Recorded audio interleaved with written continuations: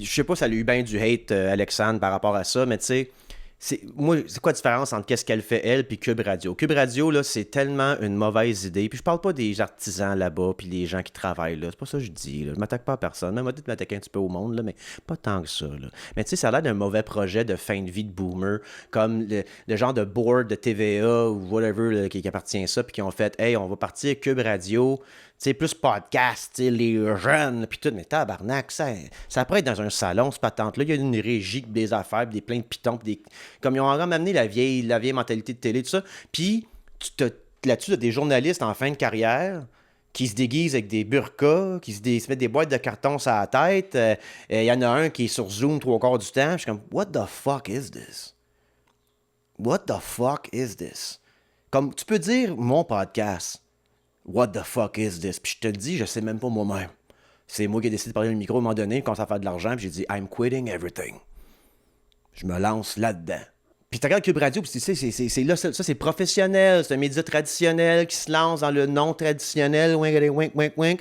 Je veux dire, on s'entend, c'est de la merde dans le sens où, quand t'invites Joel McGurk, le masculiniste dating coach, puis t'invites, quoi son nom à l'autre, là? Pornstar.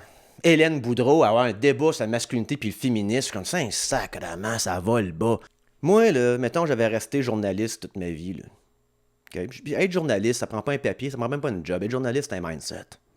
Okay? J'ai encore le mindset de journaliste. Moi, l'information et la vérité, là, ça me turn on au bout. J'en parle en ce moment, j'ai un semi dans jeans. Okay? Bon, je suis en jogging, là, mais c'est pas grave.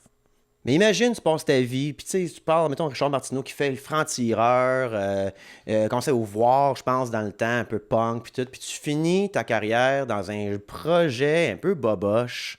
Avouez, là, si Sophie puis Richard puis du Trisac m'écoutent en ce moment, ils sont d'accord avec moi que c'est un peu overkill, la patente, là, pour le produit que c'est à la fin.